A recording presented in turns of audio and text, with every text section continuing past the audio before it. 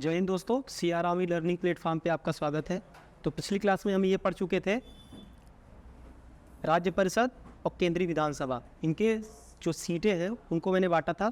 अब देख सकते हैं यहाँ पर कि कितने निर्वाचित और कितने मनोनीत हुए थे। अब इसके आगे हम देखते हैं इनके सदस्य जो होंगे, राज्य परिषद में जो सदस्य बनेंगे उनकी क्या योग्यता होगी, और इसका भी सदस्य जो बनेगा उसकी क्या योग्यता होगी, क्योंकि जो योग्यता होगी उसी के अनुसार इसमें जो एक मनोनीत किए जाएंगे या निर्वाचित होंगे। तो देखते हैं नेक्स्ट स्लाइड।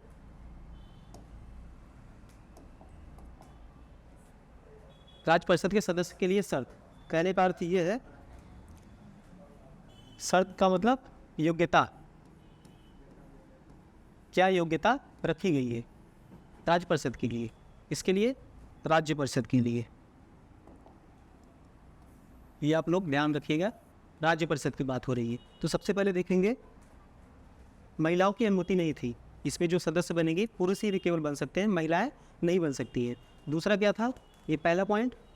ये दूसरा में क्या है, मताधिकार सीमित कर दिया गया। मताधिकार का अर्थ क्या है कि जो मत देने वाला हो, जो मत का देने का अधिकारी हो। तो सबसे पहले क्या देखेंगे, 10,000 वार्षिक आय उसकी हो, उसकी वार्षिक आय कितनी हो, 10,000 रुपये हो। दूसरा क्या है, 750 रुपये वार्षिक भूमि कर देता हो। कहने का अर्थ ये है, गांव में जैसे देखते हैं आप कि भूमि जो होती है उस पर कुछ कर देते थे शासक को। जो शासक होता था, शासक को क्या देते थे, कर देते थे। वो जो कर होता था कितना होना चाहिए, 750 रुपये होना चाहिए। वो भी कितना, वार्षिक में होना चाहिए 750 रुपये। वो सदस्य इसमें बन सकता है, किसमें, केंद्रीय राज्य परिषद में। फिर देखते हैं नेक्स्ट तीसरा। अब ये तो हो गया जो मत देगा, जो वोट देगा। उसके बाद जो प्रत्याशी होगा जिसमें सदस्यता ग्रहण करेगा, वो क्या होगा, उसको विधानमंडल का अनुभव होना चाहिए। विधानमंडल जो प्रांतीय में होते हैं, प्रांत में जो राज्य में होते हैं, अगर वो नीचे लेवल तक अगर काम करे होंगे तभी तो केंद्र में जाके काम करेंगे। अगर कोई स्थानीय लेवल पे अगर कोई कार्य कर रहा है, विकास कर रहा है, तो अगर उसको मुख्यमंत्री के पद पे लेकर जाए, कैबिनेट मंत्री में लेकर जाए, तो अच्छा उसको नॉलेज होगा कि गाँव में किस चीज़ की ज़रूरत है, किस चीज़ की ज़रूरत नहीं है। तो इसलिए उसको क्या हो, विधानमंडल का उसको अच्छा अनुभव हो, उसके बाद उसको केंद्र में रख सकते हैं। ये था। चौथा पॉइंट क्या है आपका, राज्य परिषद के प्रधान की नियुक्ति कौन करेगा। जैसे जो चूज होंगे चुनाव के बाद, चूज होने के बाद जो उसमें प्रधान जो बनेगा उसकी नियुक्ति कौन करेगा, तो वायसराय करेगा। जैसे आप देखते हैं ना कि राज्यपाल करता है नियुक्ति, उसी हिसाब से कौन करेगा, वायसराय करेगा। ये था राज्य परिषद के सदस्य के लिए अर्हताएं या तो योग्यताएं। नेक्स्ट देखते हैं, लिखते रहिएगा आप लोग। नेक्स्ट स्लाइड है केंद्रीय विधानसभा। अभी इसके पहले वाला देखिए, उसके बाद क्या है, ये केंद्रीय सभा का है। रेड ले लेते हैं। केंद्रीय विधानसभा के सदस्य के लिए क्या योग्यता है। सबसे पहले महिलाओं के लिए मताधिकार दिया गया। राज्य परिषद में नहीं दिया गया था महिलाओं को, लेकिन इसमें महिलाओं को दिया गया। ये प्रथम बार हुआ। और कब हुआ, 1919 में हुआ। आप देखेंगे भारत शासन अधिनियम, इसके पहले मैंने 1909 का पढ़ाया था। 1909 में महिलाओं को अधिकार नहीं था, 1919 में हुआ। लेकिन किस में हुआ, केंद्रीय विधानसभा वाले हुआ, लेकिन न कि राज्य परिषद वाले। विधानसभा में हुआ तो कितने, कौन से सन में, 1919 वाले में हुआ। ये प्रथम बार था। और इसमें क्या था, मताधिकार को और क्या सीमित कर दिया गया। सीमित का मतलब कंट्रोल कर दिया गया कि कौन कौन इसमें वोट दे सकते थे। तो सबसे पहले देखेंगे, पहला जो है, दूसरा, तीसरा और चौथा। क्या है, पहले मैं 15 रुपया मासिक किराया देता हूँ। जैसे किराए के घर पे रहता हूँ या किसी चीज़ पे 15 रुपया महीने का अगर किराया देने में सक्षम है तो वोट दे सकता है। ठीक है, 15 रुपये किराया देता हूँ महीने का। मासिक यहाँ पर दिया है, मासिक का मतलब महीना। ठीक है। दूसरा क्या है, 15 रुपये वार्षिक नगर पालिका को कर देता हो। नगर पालिका जैसे आप जानते हैं शहरों में नगर पालिका होता है। ठीक है, उसको अगर कर देता हो, कितना देता हो, 15 रुपये देता हो। और कब देता हो, वार्षिक में देता हो। तो ऐसे अगर व्यक्ति हैं तो भी वोट दे सकते हैं। तीसरा क्या है, 50 रुपये वार्षिक भूमि कर देता हो। जैसे उसमें था भूमि कर, ऐसे इसमें भी भूमि कर है, लेकिन इसमें कितना है, 50 रुपये है। और कब तक है, वार्षिक है। उसके बाद 2000 रुपये पर आयकर देता हो। जैसे जानते हैं अब आयकर टैक्स लगता है, जितना पैसा जिसका लगता है उस पर सरकार क्या लगती है, टैक्स लगाती है। कितना पैसा अगर आप कमा रहे हैं तो इतने % आपको पैसे देने होंगे, सरकार को टैक्स देने होंगे। तो 2000 रुपये पर अगर कोई कमा रहा है, उस पर अगर आय देता है, उस पर आय पर कर देता है, तो क्या उसमें जो है कि वोट देने के लिए वैधता उसको मिल जाती है। वो इसमें सदस्यता या फिर वोट दे सकता है। इसमें केंद्रीय विधानसभा में। क्लियर हुआ। इसको मैंने सब अलग अलग करके लिख दिया है ताकि आपको समझ में आ जाए। इसके बाद आप बुक पढ़ेंगे तो ये सारी चीज़ समझ में आ जाएगी कि आप कहना चाह रहे हैं। नेक्स्ट देखते हैं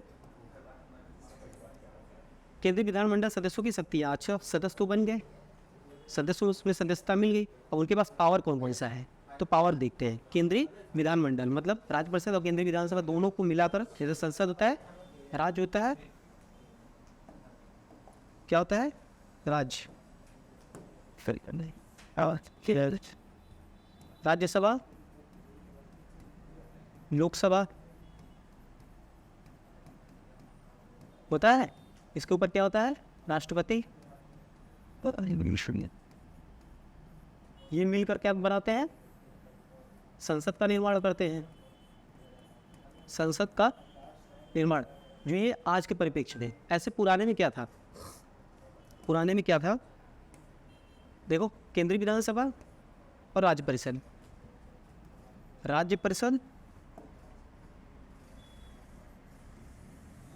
राजनीति परिषद प्लस केंद्रीय विधानसभा, ये लिख दे रहा हूँ शॉर्ट में, और ऊपर इसके क्या होगा, वायसराय होगा। अब देखो मिल रहा है, जैसे इसमें राष्ट्रपति है उसके जगह में वायसराय है, जैसे राज्यसभा है, राज्य परिषद है, केंद्रीय विधानसभा है, लोकसभा है, ऐसे सब मिलकर क्या बनेगा, विधानमंडल बनेगा। यही चीज़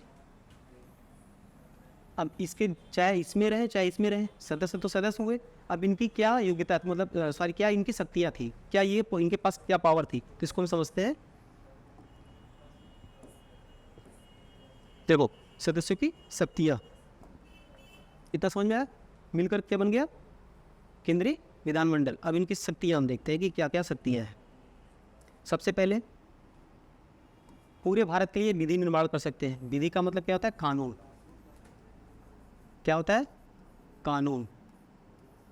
जैसे राज्य में है, सबके अपने जो मुख्यमंत्री होते हैं अपने राज्य में शासन चलाने के लिए कुछ नियम बनाते हैं, वैसे ये भी था, ये पूरे भारत के लिए था, विधि का निर्माण कर सकता है केंद्रीय विधानमंडल।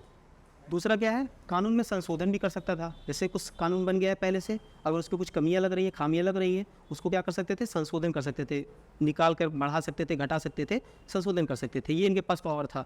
तीसरा ये था, विधेयक को पारित करने के लिए दोनों सदनों का बहुमत होना चाहिए। जैसे मैंने बताया केंद्रीय विधानमंडल में 2 था, राज्य परिषद केंद्रीय वाला, तो दोनों के जो सदस्य हैं दोनों मिलकर जो है कि वोटिंग करेंगे कि हाँ इस पर जो है कि संशोधन लाना चाहिए या संशोधन नहीं लाना चाहिए, तो बहुमत होना चाहिए दोनों सदनों का। दोनों सदनों का जब बहुमत रहेगा तभी बिल पास होगा। जैसे कि आज के परिपेक्ष में होता है, लोकसभा राज्यसभा पारित करते हैं, बहुमत होता है, तभी जो है कि कोई बिल कानून बनता है। उसके बाद देखते हैं नेक्स्ट, इसके बाद वायसराय की सहमति आवश्यक है। चलो बहुमत तो मिल गया, लेकिन जैसे आज देखते हैं लोकसभा राज्यसभा के बाद क्या होता है, राष्ट्रपति इस पर मुहर मारता है, तब जाकर निश्चित होता है। वैसे इसमें भी क्या था, वायसराय की सहमति बहुत जरूरी होती है। वायसराय अगर जो है कि टप्पा लगाएगा कि हाँ ये चीज़ सही है, हस्ताक्षर उसका होगा, तब जाकर विधि का निर्माण होगा।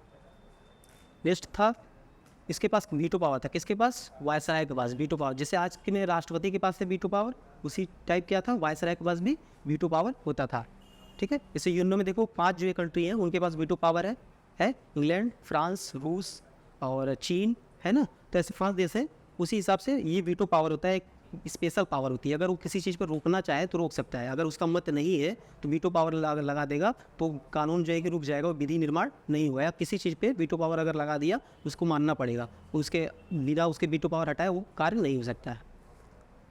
फिर इसके पहले मैंने प्रश्न और पूरे प्रश्न के बारे में बताया था, इसमें भी यही था। अब इस पर क्या था कि और भी छूट मिल गई, और इसके प्रश्न और पूरे प्रश्न के साथ साथ क्या हुआ, बजट के 20% भाग पर भी ये मतदान दे सकते थे। ठीक है, मत देने का अधिकार प्राप्त हुआ। कितने पे, लेकिन केवल बजट के 20%। बजट जानते हैं आप कि मतलब किसी चीज़ के लिए बजट लागू होता है कि कहाँ पर कितना धन यूज करना चाहिए, कितना जो है कि हमें चाहिए विकास के लिए, तो उससे 20% भाग पर ये अपना मत दे सकते थे, जबकि मत देने का पहले अधिकार नहीं था। इसके बाद नेक्स्ट देखते हैं, ब्रिटेन के संसद में पारित किसी कानून को संशोधित या रद्द नहीं कर सकते। जैसे मैंने बताया कि ये पूरे भारत के लिए विधि निर्माण कर सकते हैं, ये तो ठीक है, लेकिन सबसे सर्वोपरि कौन है उस टाइम पे, ब्रिटेन की संसद थी। ये तो भारत में था ना, लेकिन सारी चीज़ कंट्रोल कहाँ से हो रहा था, ब्रिटेन से हो रहा था। तो ब्रिटेन में जो थी संसद, ब्रिटेन का जो संसद है उसके परिप्रेक्ष्य में देख रहे, पहले के परिप्रेक्ष्य में जो ब्रिटेन का संसद उस टाइम का है, यहाँ पर जो कोई कानून बना, कोई कानून का निर्माण हुआ, इसी कानून का निर्माण हुआ भारत के परिप्रेक्ष्य के लिए। किसके परिप्रेक्ष्य के लिए, भारत के लिए। अगर भारत के लिए बन रहा है कोई कानून और उसमें कुछ खामियां हैं, कुछ कमियां हैं, तो ये नहीं कि ये जो है कि केंद्रीय विधानमंडल जो है कि इसको संशोधित कर सकते हैं या रद्द कर सकते हैं, ऐसा बिल्कुल नहीं कर सकते। अगर उस संशोधन करना होगा या हटाना होगा, कुछ करना होगा, तो ये ब्रिटेन का ही संसद कर सकता है, न कि केंद्रीय विधानमंडल कर सकता है। तो क्लियर हुआ? तो अगर कोई कानून आता है जो कि ब्रिटेन के संसद से बन के आता है, उसको रद्द या कुछ भी संशोधित नहीं कर सकते। ये था इनका सदस्यों की शक्तियाँ। नेक्स्ट देखते हैं, इसको क्लियर कर देते हैं। प्रांतों में परिवर्तन किया गया, तो केंद्र की बात हो गई कि केंद्र में क्या क्या चेंजिंग लेकर आए थे। अब प्रांत में क्या किए, जैसे ये केंद्र है जिसको क्या बोल सकते हैं, संघ भी बोल सकते हैं। संघ इसलिए कि यहाँ पर इकट्ठा सारी चीज़ें होती है। जैसे कहने का मतलब केंद्र जो सोचेगा वो पूरे भारत के लिए सोचेगा, और जो राज्य सोचेगा, राज्य केवल अपने ही क्षेत्र में, जो अपने ही क्षेत्र के लिए केवल विकास के लिए सोचेगा। तो ये तो राज्य हो गया और ये केंद्र हो गया। यहाँ से ये अपने लिए सोचते हैं, ये सबके लिए सोचता है केंद्र जो होता है, इसलिए इसको संघ भी बोलते हैं। सबका इकट्ठा वही सोचेगा कि क्या करना चाहिए, क्या इम्प्लीमेंट करना चाहिए भारत में। तो देखो प्रांत में जो है कि द्वैध शासन लेकर जो परिवर्तन किया गया, देखो द्वैध शासन ये कहाँ से लाया गया था, लायोनिल कार्टियस एक व्यक्ति थे, इनकी एक पुस्तक थी। एक मिनट उसको इरेज कर दे रहे हैं तो समझ में आ गया ना। इनकी एक पुस्तक थी, ये लेखक है लायोनिल कार्टियस, डायरकी जो है कि, एक मिनट, डायरकी,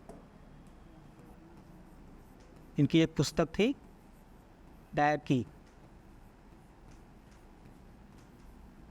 किसी में द्वैध शासन के बारे में लिखा गया था, और यहीं से उठाकर इन्होंने क्या किया, द्वैध शासन लगा दिया। कहाँ लगा दिया, प्रांतों में लगा दिया। जो प्रांत थे, केंद्र और प्रांत, प्रांत को दो पार्ट में कर दिए। यहाँ पर दो लोगों का शासन कर दिए। द्वैध शासन का अर्थ क्या होता है, द्वैध का क्या होता है, दो। द्वैध का क्या अर्थ होता है, दो। मतलब अब शासन जो प्रांत में वायसराय का चल रहा था, वहाँ पर अब क्या हो गया, दो लोगों का शासन हो गया। एक तो स्थानीय लोगों को दे दिया गया, एक तो गवर्नर ही करेगा, एक स्थानीय लोगों को कर दिया गया। तो दो भागों में, ए और बी, अब दो लोग शासन करेंगे। और उसके लिए क्या होगा, जो दो लोग शासन करेंगे उसके लिए कुछ विषय दे दिए कि आप इस विषय पे शासन कर सकते हैं, आप इस विषय पे नियम लागू कर सकते हैं। तो ये था प्रांतों में द्वैध शासन। और आगे समझते हैं द्वैध शासन क्या था, कौन कौन से विषय थे इसमें, सब इतना क्लियर हुआ। तो अगर पूछे द्वैध शासन कहाँ से आया था, तो लायोनिल कार्टियस के पुस्तक में, डायरकी जो पुस्तक था उससे द्वैध शासन लेकर आया गया था। तो प्रांतों में लेकर आया था। तो पहला क्या था, देखो पहला और दूसरा। पहले में क्या है, गवर्नर और मनोनीत परिषद। जब बताया था मनोनीत, जो गवर्नर अपने मन से, अपनी मर्जी से जो है कि लोगों को सदस्य बनाता था कि ये बनना चाहिए, तो अपने हिसाब से बनाएगा कि किसको रखना है, किसको नहीं रखना है। तो गवर्नर और मनोनीत जो सदस्य होंगे, ये मिलकर क्या करेंगे, आरक्षित विषय जो होगा इस पे जो है कि अपना नियम बनाएंगे। दूसरे हैं गवर्नर और चुने हुए सदस्य। चुने हुए का मतलब चुनाव द्वारा जो आया हो, जो स्थानीय शासक हो।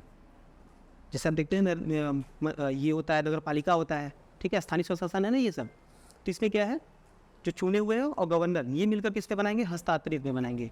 हस्तांतरित का मतलब ये होता है, जैसे हैंड ओवर, मैं कर रहा हूँ किसी चीज़ पे, जैसे मैं पढ़ा रहा हूँ, मैं किसी दूसरे को दे दिया कि अब आप पढ़ाओ, तो ये क्या हो गया, हैंड ओवर हो गया। तो ये हस्तांतरित विषय हो गया। अब हस्तांतरित विषय में कौन कौन से थे, इसको देखते हैं। विषय कौन थे, दो विषय थे, एक तो आरक्षित और दूसरा हस्तांतरित। दूसरा क्या था, हस्तांतरित विषय। आरक्षित में जो रिजर्व कर लिए खुद से, जो मेन था, वो किसके पास रह गया, मनोनीत लोगों के पास रह गया, गवर्नर के पास रह गया। मनोनीत वाले जो उन्हीं के आदमी थे, वो अपने हिसाब से बहुमत लेकर आते थे, अपने हिसाब से पास करते थे। और स्थानीय लोगों के पास कौन सा दे दिया, हस्तांतरित वाला दे दिया।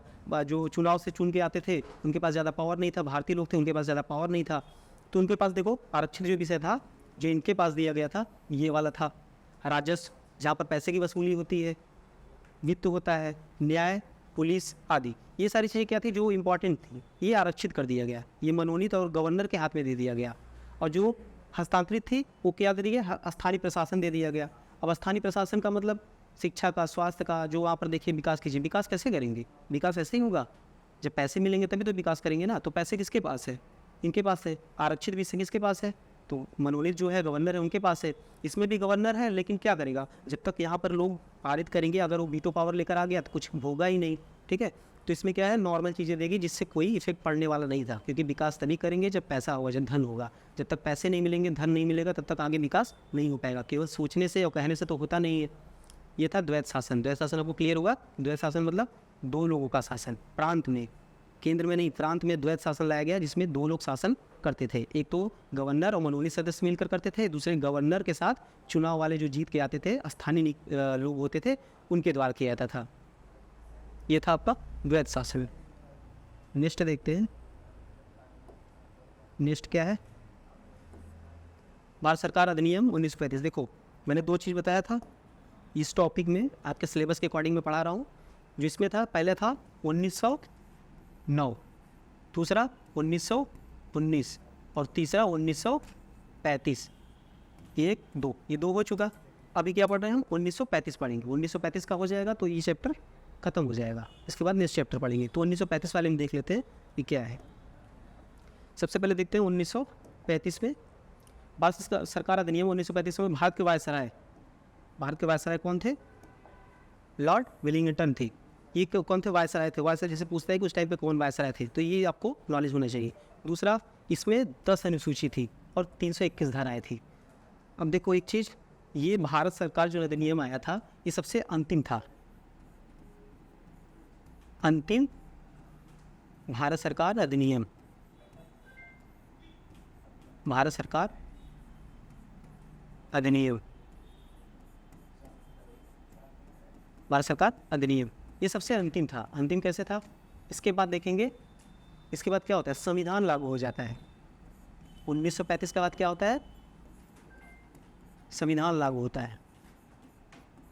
जैसे इसके पहले क्या हुआ था, आप देखेंगे 1772 का रेगुलेटिंग एक्ट आता है, 1813 का चार्टर एक्ट आता है, 1833 का आता है, ऐसे से आता रहता है। फिर 1909 का आया, फिर 1919 का आया, फिर 1935 का लास्ट है। इसके बाद संविधान का जितने भी रूल रहेंगे वो फॉलो होंगे। और इसमें जो था, ये जो संविधान का जो पार्ट था, इसमें देखेंगे 75% संविधान में, जो आज का हमारा संविधान है, तब इसमें 75% लगभग क्या है, इसमें यूज हुआ है। कौन सा, 1935 का अधिनियम का, धाराएं, सूचियाँ, ये सारी चीज़ें संविधान में छोड़ी गई हैं। अब ये 1935 का जो अधिनियम था, इसमें प्रस्तावना नहीं था। इसमें जो प्रस्तावना जो यूज किया गया था, 1919 का प्रस्तावना यूज किया गया था, ज़्यादा इंपॉर्टेंट नहीं था। आप आज देखते हैं तो संविधान में सबसे पहले प्रस्तावना सबसे ज़्यादा इंपॉर्टेंट है। प्रस्तावना हम पढ़ते हैं, उसके बाद संविधान के बारे में भी जानते हैं। तो इसमें प्रस्तावना नहीं था। किसमें नहीं था, 1935 वाले में। इसके आगे देखते हैं वर्तमान संविधान के प्रमुख स्रोत, ये मैंने आपको बता दिया। इसका स्रोत जो है कि किससे लिया गया है, 1935 से लिया गया आज के संविधान का। इसके बाद ये देखो इंपॉर्टेंट है, देश की मुद्रा और शाखा साख पर नियंत्रण के लिए क्या हुआ, भारतीय रिजर्व बैंक की स्थापना किया गया था। आरबीआई, आप जानते हैं ना, आरबीआई ये बैंक के लिए है, बैंकों का बैंक आरबीआई। इसका इसी टाइम 1935 के अकॉर्डिंग ही जो की स्थापना हुआ था, 1935 में। नेक्स्ट देखते हैं 1858 के अधिनियम द्वारा स्थापित भारत सचिव की जो परिषद थी, 1858, जब हम देखते हैं 1 नवंबर 1858 में जो महारानी थी, उन्होंने घोषणा पत्र लेकर आया था 1857 की क्रांति के बाद, कि ये अब कंपनी के शासन से न होकर ये जो है कि ब्रिटिश संसद के अकॉर्डिंग जो है कि भारत में शासन होगा। तो उसी टाइम एक लाया गया था भारत सचिव का परिषद, उसको 1935 के द्वारा समाप्त कर दिया गया था। तो आप ये देख लीजिएगा, 1935 के द्वारा समाप्त कर दिया गया था। और कब आया था ये, 1858 में आया था, 1857 के क्रांति के बाद। नेक्स्ट देखते हैं,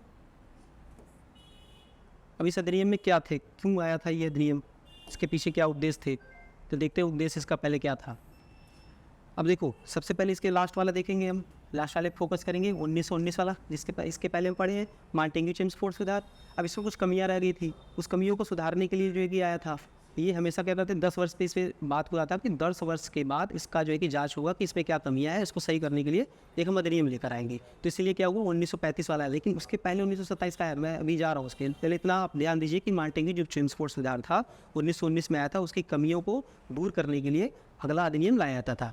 तो उसके देखो केंद्र में क्या किया गया था, 2 सदन और प्रांत में द्वैत शासन। इससे क्या थे, भारतीय असंतुष्ट थे, इससे क्या थे, असंतुष्ट थे कि केंद्र में 2 सदन लेकर आया, इससे भी असंतुष्ट थे। प्रांत में द्वैध शासन आया, उससे भी असंतुष्ट थे। द्वैध शासन मैंने अभी आपको बताया कि प्रांत में 2 लोगों का जो है कि शासन कर दिया गया। स्थानीय लोगों को दिया तो गया, लेकिन कोई महत्वपूर्ण विशेष नहीं दिया गया जिसपे वो जो है कि अच्छा से काम करे और विकास कर सके, क्योंकि वित्त का मेन तो मामला वही था जो आरक्षित में था। तो इससे असंतुष्ट थे। इनको दूर करने के लिए, और देखो नेक्स्ट है 1919 से सुधार की जांच के लिए 10 वर्ष के बाद। 10 वर्ष के बाद क्या होना चाहिए? जैसे 1919 में आया था पार्टिंग चेम्स कोड, तो जब इसमें 10 वर्ष जोड़ देंगे तो क्या होगा? 1929 आएगा।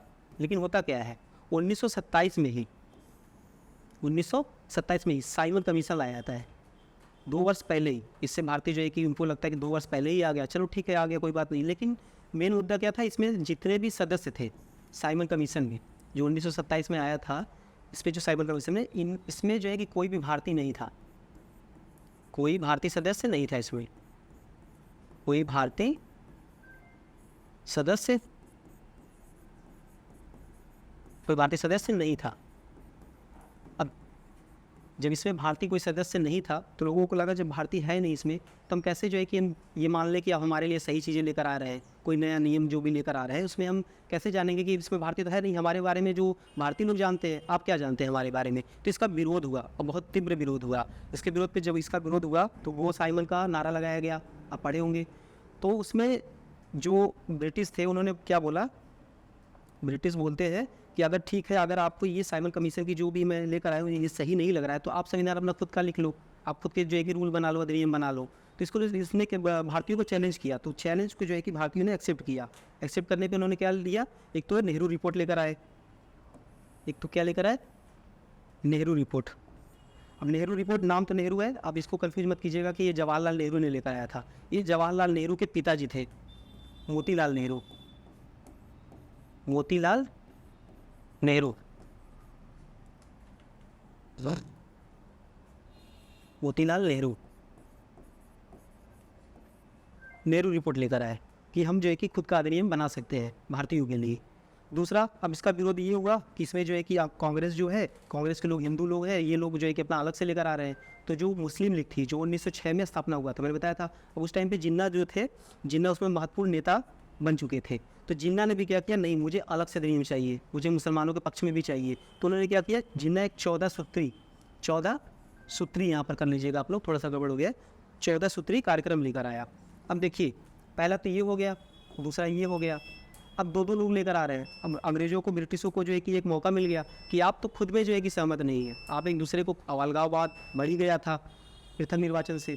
तो ये हुआ कि आप लोग जो है कि सत्ता को नहीं संभाल सकते हैं। अब हमारे जो है कि साइमन कमीशन को नहीं माने थे, लेकिन खुद भी तो नहीं लेकर आ रहे हैं कि जो सबसे सब जो है कि संतुष्ट हो, आप सबको संतुष्ट ही नहीं कर पा रहे हो, आप लोग में तो अलगाववाद है। तो ये जो है कि कहीं ना कहीं नेहरू रिपोर्ट भी सक्सेस नहीं हुआ। नेक्स्ट देखते हैं, इतना समझ में आया आपको? नेक्स्ट देखते हैं, इस पर सुधार क्या लेकर आए। सुधार क्या क्या था? सबसे पहले ने सुधार लेकर आए 1935 के नियम के, अधिनियम के अकॉर्डिंग संघ शासन की व्यवस्था किया गया। संघ मैंने बताया था, जैसे केंद्र मतलब इकट्ठा सब हो जाना, इकट्ठा होकर कोई कार्य करना। तो देखो, ब्रिटिश भारत के 11 प्रांत और 6 चीफ कमिश्नरी और कुछ देसी रियासत लगभग उस टाइम 600 लगभग थे, लगभग 600 देसी रियासत थे। तो ये जो है कि क्या किए कि संघ, इन सबको मिलाकर संघ बनाया जाए। तो ब्रिटिश भारत के 11 प्रांत और 6 चीफ कमिश्नरी का मतलब जैसे आप जानते हैं केंद्र शासित प्रदेश होता है जहाँ पर राज्यपाल का शासन होता है, वैसे 6 जो है कि चीफ कमिश्नरी होती थी उस टाइम पे, और 11 प्रांत, और बाकी क्या थे, देसी रियासतें थी जहाँ पर राजा रजवाड़े जो है कि शासन करते थे। इन सबको मिलाकर बोला गया कि क्या बना दिया जाए, संघ बना दिया जाए, संघ का निर्माण कर दिया जाए भारत में। लेकिन एक चीज़ ये बोला गया कि अगर इसमें जो है कि आधे से अधिक देसी रियासत वाले जो राजा होंगे, अगर इसमें जो है कि शामिल होना चाहेंगे, आधे से अधिक जब होंगे, जैसे 600 है, 600 से 300 से भी अधिक अगर जो है कि इसमें शामिल होने के लिए तैयार हो जाएंगे, तभी संघ का निर्माण होगा। तो जो राजे रजवाड़े थे वो पहले से ही सोच रहे थे कि हमारे ऊपर ब्रिटिश संसद का जो है कि शासन चल रहा है, महारानी का शासन चल रहा है, हम खुद जो है कि वैसे नहीं हो पा रहे, अब जो राजा थोड़ा बहुत जो बने हुए वो भी हमारे हाथ से निकल जाएगा। तो उन्होंने क्या किया, संघ में जाने से मना कर दिया, तो संघ का निर्माण नहीं हो सका।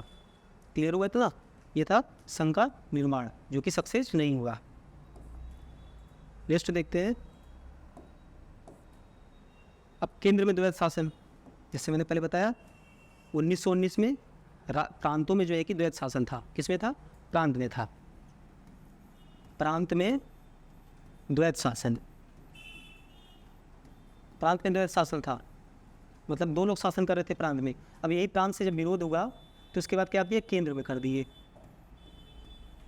किसे कर दिए, केंद्र में कर दिए। 1919 में एक प्रांत में द्वैत शासन था और 1935 में एक हुआ, क्या हुआ, केंद्र में कर दिए। 1935 में यही द्वैत शासन को उठाकर किस में कर दिए, केंद्र में कर दिए। अब केंद्र में भी उसमें जो है कि कर दिए, दो भाग में तोड़ दिए। पहला क्या था, वायसराय और उसकी जो परिषद होती थी, मतलब मनोनीत वाले, केंद्र में, प्रांत में नहीं, केंद्र में वायसराय और उसकी परिषद मिलकर क्या करते थे, संरक्षित विषय पे कानून बनाते थे। संरक्षित विषय में क्या दिया, प्रतिरक्षा दिया, मतलब सेना का विभाग दे दिया। विदेशी मामले दे दिया कि पड़ोसी से कैसे हमें संबंध रखना चाहिए, विदेशी मामले में कुछ भी हुआ तो यही लोग जो है कि पता करेंगे कि क्या हो रहा है क्या नहीं हो रहा है। दूसरा, ईसाई धर्म, मतलब गिरजाघर निर्माण करना, ईसाई धर्म को बढ़ावा देना, ये भी चीज़ इनके हाथ में दे दिया गया। संरक्षित वाले में जनजातियों से संबंधित जो शेड्यूल्ड ट्राइब्स होते हैं, ठीक है, जनजाति लोग, उन पे कुछ नियम बन लाया जाए। जैसे कि वन में रहते हैं तो वहाँ पर जो पेड़ वगैरह हो गया, जो वहाँ की चीज़ें हो गई, उस पर कैसा मतलब नियम कैसे निकालना है वहाँ पर, ये सारी चीज़ें करने के लिए किसका हो गया, संरक्षित लोगों का हो गया, मतलब वायसराय और उसकी मनोनीत जो परिषद थी उसके ऊपर। अब जो दूसरा भाग था, वायसराय और मंत्री परिषद जो चुनाव से होकर आए थे, भारतीय लोग थे, इसको क्या दिया, हस्तांतरित मतलब हैंड ओवर, जो इनको कुछ दे दिया। तो इससे जो कुछ बचा कुचा था इनको दे दिया, भारतीयों को दे दिया। और खुद भी वायसराय इसमें मेन तो रहेगा ही। देखो वायसराय दोनों में कॉमन है, कन्फ्यूजन मत कीजिएगा आप लोग। वायसराय देखो इसमें भी है, वायसराय इसमें भी है, उसमें भी पहले बताया था, इसमें भी। ये क्या है, कॉमन है। कॉमन है कि नहीं, कॉमन है। दोनों में तो वायसराय रहेगा ही, क्योंकि इसके पास वीटो पावर है, यही मेन हस्ताक्षर करेगा तभी कोई कानून बनेगा। ये था केंद्र में द्वैत शासन। 1919 में प्रांत में था। तो जब पूछेगा कि प्रांतों में द्वैत शासन कब हटाया गया, तो 1935 में हटाया गया। 1935 में प्रांत से हटाकर किस में लाया गया, द्वैत शासन को केंद्र में लेकर आया गया। ना क्लियर हुआ। नेक्स्ट देखते हैं, भारत सरकार अधिनियम 1935 में प्रांतों में स्वायत्त शासन। नेक्स्ट देखते हैं, कलर चेंज कर लेते हैं इसका। क्या है, प्रांतों में स्वायत्त शासन। तो स्वायत्त शासन मतलब जो खुद का शासन हो, ठीक है। तो 1919 में प्रांतों में जो द्वैत शासन था वो समाप्त कर दिया गया, इसके पहले मैंने आपको बताया। और उत्तरदायी सरकार का निर्माण किया गया। उत्तरदायी सरकार का मतलब ये होता है, जो पहले जनता के लिए अब उत्तरदायी हो गया कि कोई नियम लेकर आ रहा है तो उससे सरकार से जो है कि क्या होती है, जनता पूछ सकती है कि हाँ ये चीज़ लाया गया तो ये गलत है या सही है। तो उत्तरदायी होगा, किसके लिए, प्रजा के लिए, अपने लिए उत्तरदायी सरकार का निर्माण कराया गया है। उसके बाद 11 प्रांत में से जो 6 प्रांत थे, मैंने इसके पहले बताया था, 11 प्रांत थे और 6 कमिश्नरी वाले थे। तो 11 प्रांत में से जो 6 प्रांत थे, 6 प्रांतों में 2 सदन का निर्माण किया गया। कौन कौन सा, एक तो विधान परिषद और दूसरा विधान सभा। 11 में से केवल 6 प्रांत में। और कौन कौन से वो थे, पहला था बंगाल, मद्रास, बम्बई, संयुक्त प्रांत, असम और बिहार। इन 6 क्षेत्रों में जो कि क्या हुआ, 2 सदन का निर्माण किया गया, विधान परिषद और विधानसभा। जैसे आज के परिप्रेक्ष्य में देखेंगे तो आज के परिप्रेक्ष्य में भी जैसे देखेंगे कुछ क्षेत्रों में जो है कि कुछ राज्यों में 2 सदन का निर्माण है और कुछ में देखेंगे 2 सदन का निर्माण नहीं है, ठीक है। उसके बाद देखते हैं जो शेष 5 बचा हुआ है, क्योंकि 11 प्रांत थे तो 6 प्रांतों में तो 2 सदन हो गया, 5 जो बचा उसमें जो है कि 2 सदन नहीं था। तो कौन कौन से थे, इसमें कौन कौन से थे, पहला था उड़ीसा, दूसरा सिंध और उत्तर पश्चिम सीमा।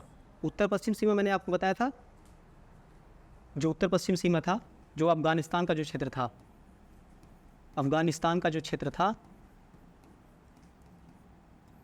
उसके बगल में, और जो पंजाब था, पश्चिमी पंजाब, ठीक है, उस क्षेत्र को मिलाकर, जैसे मैंने ऐसे बताया था आपको, यहाँ पर पूर्व होगा, यहाँ पर पश्चिम, उत्तर और दक्षिण। तो जो यहाँ का क्षेत्र होगा यही क्या होगा, उत्तर पश्चिमी क्षेत्र होगा। मतलब पंजाब को और कुछ अफगानिस्तान का हिस्सा काटकर उत्तर पश्चिमी की सीमा बनाई गई, जिससे जो कबलियाई क्षेत्र था उसको जो है कि किया गया 5 प्रांत में लिया गया, जिसमें 1 सदन था, केवल 1 सदन था। उड़ीसा में भी था, सिंध में भी था, और उसके बाद देखेंगे मध्य प्रांत जो 20 का क्षेत्र था, और पंजाब, इन सब सारे क्षेत्रों में क्या था, केवल 1 सदन था, 2 सदन नहीं था। 2 सदन केवल किस में था, 6 प्रांतों में था। ये क्लियर हुआ। नेक्स्ट देखते हैं,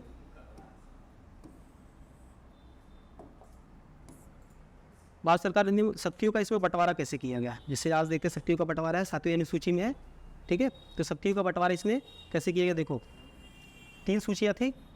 एक तो संघ सूची जो केंद्र का है, संघ का मतलब क्या हो गया, केंद्र। अब इसको कितने विषय दिए गए, इसको 59 विषय दिए गए। ये आज के परिप्रेक्ष्य में नहीं है, अब आज के पढ़ेंगे, संविधान में पढ़ेंगे तो आज बढ़ा हुआ है। इसमें पहले की बात 1935 की बात हो रही है, 59 विषय दिए गए थे। और जिसपे कोई भी कानून बनाना होगा तो उस पर कौन बनाएगा, केंद्र सरकार बनाएगा। कौन बनाएगा, केंद्र सरकार, संघ सूची के लिए। दूसरा क्या है, प्रांतीय सूची। प्रांतीय का मतलब राज्य, प्रांतीय का मतलब जो राज्य सूची होगी उसमें कितने विषय दिए गए, इनको 54 विषय दिए गए। और इस पर कौन जो है कि अधिनियम बनाएगा, नियम बनाएगा, तो राज्य सरकार बनाएगा, न कि केंद्र बनाएगा। और तीसरा भी एक है, इसको समवर्ती सूची बोलते हैं। अब समवर्ती सूची में 36 विषय दिया गया। कितने विषय दिए गए, 36 विषय। 36 विषय पे ये नियम अपना बना सकते हैं। लेकिन इस पर क्या था, केंद्र भी बना सकता है और राज्य भी बना सकता है। लेकिन अगर कहीं विवाद हो जाता है किसी क्षेत्र पे, तो उस पर क्या होगा, केंद्र का जो नियम बनाया गया है वो जो है कि लागू होगा, न कि राज्य का। ये है समवर्ती सूची, जैसे आज के परिप्रेक्ष्य में 7वीं अनुसूची में दिया गया है। अब एक चीज़ तो और जुड़ गया है इसमें, अवशिष्ट का। ठीक है, तो ये इसी से जो है कि लेकर इसमें अपने संविधान में ऐड किया गया है 1935 का। नेक्स्ट देखते हैं, सत्तियों का बंटवारा हो गया। सत्तियों का बंटवारा के बाद खत्म, सत्तियों का बंटवारा लास्ट हुआ। ठीक है, ये आपका 1935 का जो था, 1909, 1919 और 1935 इतना आपका खत्म हो गया। ठीक है, एक ये है संघीय न्यायालय, छूट गया था, सॉरी।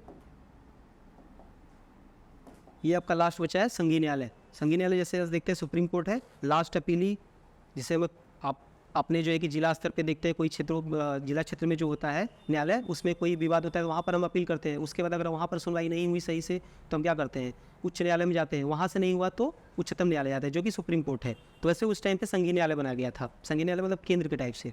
अब देखो पहला क्या था, पहला था इसकी स्थापना जो किया गया था 1935 में किया गया था। कब किया गया था, 1935 में। लेकिन जो इसका कार्य स्टार्ट हुआ कब हुआ, 1 अक्टूबर 1937 से। 2 वर्ष बाद ये क्रियान्वयन हुआ, मतलब कब क्रियाशील कब हुआ, 1937 में हुआ। अब देखिए, ये अंतिम अपीली न्यायालय नहीं था। जैसे आज के परिप्रेक्ष्य में देखेंगे सुप्रीम कोर्ट तो अंतिम है, लेकिन उस टाइम पे ये अंतिम नहीं था। क्यों नहीं था, इसके पहले देखो मैंने बताया ना कि आपको यहाँ पर किस पे शासन था, ब्रिटिश का था मेन, ब्रिटिश संसद का था ना। जब ब्रिटिश संसद का है तो वहाँ का जो है कि न्यायालय भी हमारा ये सुनवाई के लिए होगा, जो कि लंदन में था। यहाँ पर अगर आपकी सुनवाई नहीं होती तो आप लंदन में जो है कि वहाँ पर जाकर प्रिवी काउंसिल में कर सकते हैं, जिसको प्रिवी काउंसिल बनाया था। क्या बुलाया था, प्रिवी काउंसिल। देखो यहाँ पर दिया है, ये लास्ट होता था प्रिवी काउंसिल, और ये कहाँ होता था, लंदन में। अगर आपकी यहाँ पर सुनवाई नहीं हो रही है, ये लास्ट है भारत में, अगर यहाँ पर सुनवाई नहीं हो रही तो आप कहाँ पर जाएंगे, प्रिवी काउंसिल में जाएंगे, जो कि कहाँ है, लंदन में है। ये लास्ट आपका रहेगा, इसके बाद कोई नहीं रहेगा। एक तो ये है कि ये संघीय न्यायालय एक परामर्शदात्री होगी। जैसे शासन चलाने के लिए अगर कुछ नियम है उस पर जो है कि जैसे व्याख्या करती है आज न्यायालय कि ये कानून किस परिप्रेक्ष्य में सही है, किस परिप्रेक्ष्य में गलत है, तो ये क्या करती है, एक परामर्श का कार्य भी करती है। इसका ये बाध्य नहीं है, सरकार गवर्नर बाध्य नहीं है कि जो है कि इसकी बात को मानेगा, लेकिन उससे परामर्श ले सकता है कि क्या चीज़ इंप्लीमेंट करे तो सही रहेगा या नहीं रहेगा। अब इसमें देखिए, इसमें क्या होता था कि इसमें 6 न्यायाधीश होते थे। संघीय न्यायालय में कितने होते थे, 6 होते थे। 6 में से क्या होते थे, एक जो है कि मुख्य न्यायाधीश होते थे और 5 अन्य न्यायाधीश होते थे। एक उसमें से मुख्य बना दिया जाता था। और जो सबसे पहला था उसका नाम था sir Morris gear. Sir Morris gear ये न्यायाधीश मुख्य न्यायाधीश था, ये पहला न्यायाधीश था। इतना आपको क्लियर होगा। संघीय न्यायालय ये आपका लास्ट था, 1935 खत्म। नेक्स्ट चैप्टर हम पढ़ेंगे कल। इतना आपका धन्यवाद।